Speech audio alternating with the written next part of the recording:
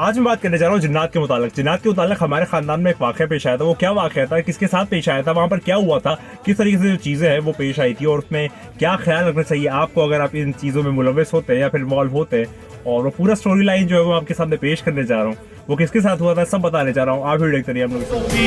برية وفي التوراة نجية وفي الإنجيل إيليا وفي الزبور أريا وفي القرآن عليا।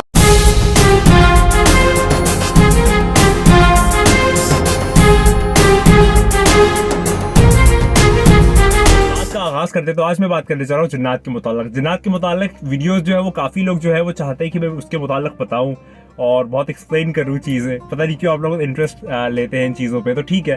मैंने सोचा क्यों ना आज मैं थोड़ा सा बाहर निकला हुआ तो सोचा कि थोड़ा सा टाइम निकाल के जिन्नात के मुतालिक एक वाक़या जो है वो याद आ रहा है वो आपके साथ पेश किया जाए, वो आपको बताया जाए।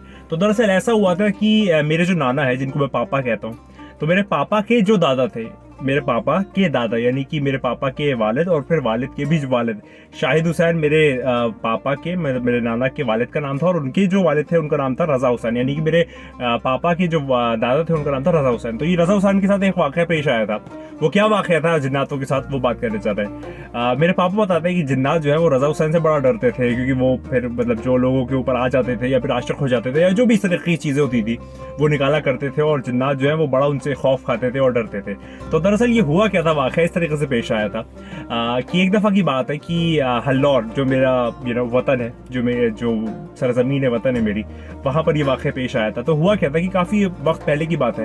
पहले जो है वो लोग पढ़ते पढ़ाते थे, रूहानी पढ़ाइयाँ करते थे, रात के वक्त जाते थे, मस्जिदों का रुख करते थे, कब्रिस्तानों का रुख करते थे। लेकिन अब जो है वो नॉर्मली ज़माना जो है वो तब्दील हो रहा है, बदल रहा है, तो इतने वज़ाइफ जो है वो लोग नहीं करते हैं और अगर करते भी तो अब उसमें वो क़ुव्वत और जाज़बियत नहीं रह गई है। तो हुआ क्या था कि जो रज़ा हुसैन है मेरे पापा के दादा, वो मस्जिद में गए रात में और फिर उन्होंने पढ़ाई करना शुरू किया। वो 40 दिन का चिल्ला होता है, आप लोग सब जानते हैं। 40 दिन जो है वो पढ़ाई की जाती है। ये नॉर्मल एक यूनिफॉर्म चीज़ है कि ये 40 दिन का ही चिल्ला होता है। बाकी और भी अलग अलग तादाद जो है वो मुख्तलिफ होती है अलग अलग इसम के हिसाब से, लेकिन नॉर्मली जो है वो 40 दिन का चिल्ला होता है। तो 39 डेज जो है वो गुजर चुके थे। वो जिन्नात को कुछ कर रहे थे, जिन्नात को शायद काबू में कर रहे थे कि क्या कर रहे थे, वो सिलसिला मुझे एग्जैक्टली नहीं पता है, लेकिन सबॉट इसी रिलेशन में जिन्नात के साथ कोई चीज़ थी।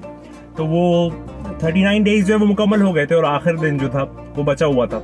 और आखिर दिन हुआ क्या वो सुने। मैं आपको एक बात बता दूं कि 2-3 चीज़ें जो है वो ख्याल रखना पड़ता है रूहानी पढ़ाइयों में। एक होता है हिसार। हिसार जो है वो एक सर्कल जो है वो बनाया जाता है अपने इर्द गिर्द, ताकि जो ये मतलब जो वसवसे होते हैं या फिर शायद जिन्नात जो है वो डराने की कोशिश करते हैं या फिर जो भी कुछ चीज़ें करते हैं वो आपको उस हिसार के बाहर ही रखेंगे। मतलब वो बाहर आपको दिखेंगे, डराएंगे, आवाज़ें निकालेंगे, सब कुछ करेंगे, लेकिन उस हिसार के अंदर वो दाखिल नहीं हो सकते। ये जो है वो एक प्रिकॉशन है जो कि हमेशा रूहानी पढ़ाइयाँ करने वाले लोग जो है वो करते थे। तो उन्हें हिसार बांधा हुआ तो वो हिसार के अंदर पढ़ाई करते थे और उनको फिर डराया जाता था ताकि वो पढ़ाई छोड़ दे। 39 डेज ऐसा मुकम्मल हुआ। जो भी शख्स ऐसा करता है उसको डराया जाता है कि वो पढ़ाई छोड़ दे ताकि ये जिन्नात जो है वो फिर ना आए और फिर वो अपना अलहदा रास्ता इख्तियार कर ले। लेकिन 39 डेज वो सर्वाइव कर ले गए, मतलब वो उनको कोई दिक्कत नहीं आई।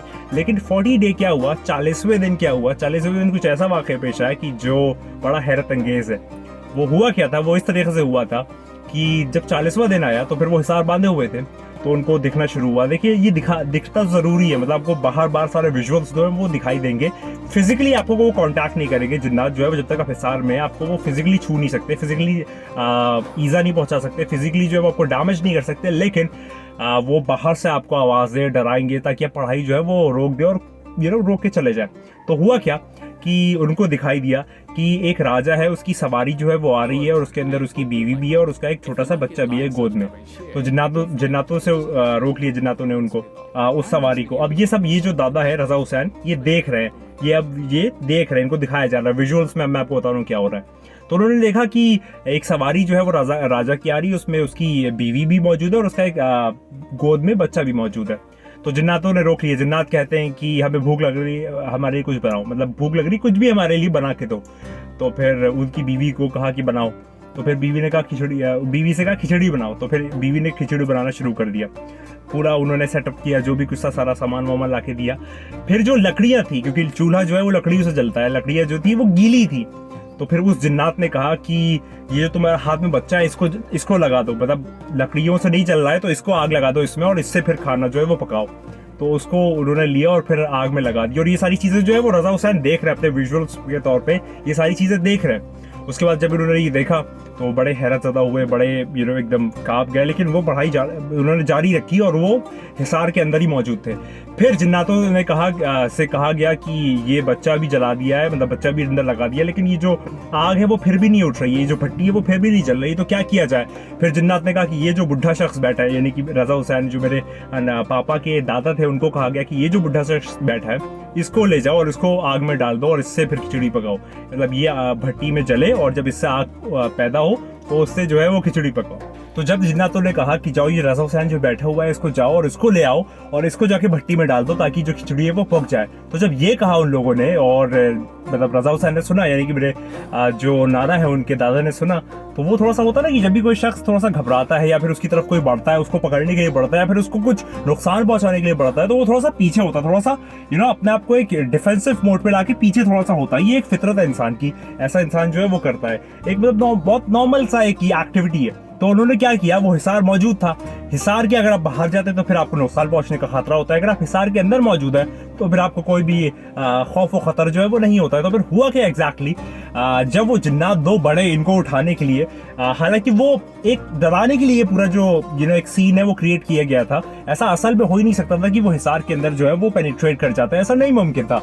लेकिन उन्होंने सिर्फ डराने के लिए जब वो आगे बढ़े तो रज़ा हुसैन जो थे वो थोड़ा सा पीछे हुए, मतलब होता ना कि पीछे हल्का सा हुए, तो जब वो पीछे हल्का सा हुए तो उनका जो हल्का सा चेहरा था ना वो हिसार के बाहर निकल गया, हल्का सा चेहरा जो है वो हिसार के थोड़ा सा बाहर निकल गया। तो जब बाहर निकल गया हिसार के, तो उनमें से एक जो जिन्नात था उसने इतनी कस के उनको एक थप्पड़ जो है वो रसीद किया कि उनका जो ये नीचे का हिस्सा था, ये जो होठ का हिस्सा था वो टेढ़ा हो गया, यानी कि वो ऐसे पूरा टेढ़ा हो गया, साइड में चला गया।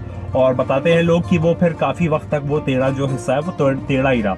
और जब उनको ये थप्पड़ पड़ा तो फिर वो बेहोश हो गए, यानी कि वो अपनी कॉन्शियसनेस में नहीं थे, वो फिर बेहोश हो गए, उनको कोई भी होश नहीं था कि वो कहाँ है, क्या है, किस ये सिलसिला है। फिर अगली सुबह जब लोग जो है वो फजर की नमाज पढ़ने मस्जिद में गए तो फिर देखा कि ये तो बेहोश पड़े हुए हैं, फिर उनको उठा के लाया गया, घर पे लाया, तो फिर उन्होंने पूरा वाकया जो है वो बताया।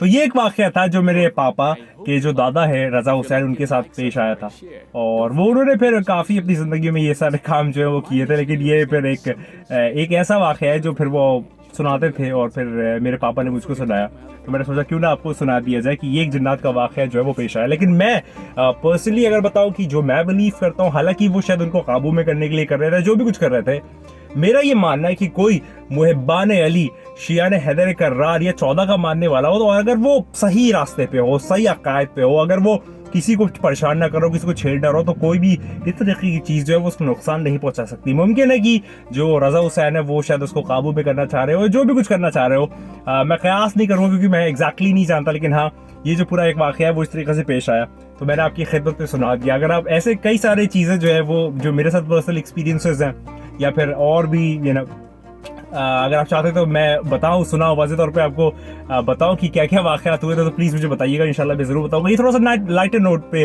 एक वीडियो थी कि हमारे ख़ानदान में ये भी एक वाक़या जो है वो हो चुका है और हल्लौर की सरजमीन पे ये हुआ है। अभी एग्जैक्टली इंशाल्लाह कल या परसों में मैं हल्लौर जा रहा हूँ, तो मुमकिन है कि आपको मैं हल्लौर में भी कुछ वीडियोस जो है वो शूट करूँ, और जो मेरे जद अमजद जो कि कौम ईरान से आए थे, शाह अब्दुल रसूल मीरा बाबा जिसको कहा जाता है, उनकी भी जो कब्र है वो भी आपको दिखाऊँ। वो में हमारे जद थे रिजवी सादात के जद जो कि हल्लौर इंडिया में आ गए थे, तो अगर मुमकिन है तो मैं आपको वो बिल्कुल दिखाऊँगा। और अगर आप इस टाइप की और थोड़ी सी लाइटर नोट की वीडियोज़ चाहते हैं तो याद रखिए कि मैं बना दूंगा अगर आप कहते हैं, लेकिन याद रखिए कि मेन जो ऑब्जेक्टिव है, मेन जो एजेंडा है, मेन जो अचीवमेंट है, मेन जो हमारा गोल है, पर्पज़ है, वो है कि वो आने वाला है, वो बहुत जल्द आने वाला है। कौन आने वाला है, किस तरीके से आने वाला है, कब आने वाला है, ये सारी चीज़ें जो है इस पे पूरा चैनल जो है वो मेरा मौजूद है, जाके लाजमी देखेंगे कौन आने वाला है। लेकिन याद रखिए कि वो बस आने ही वाला है।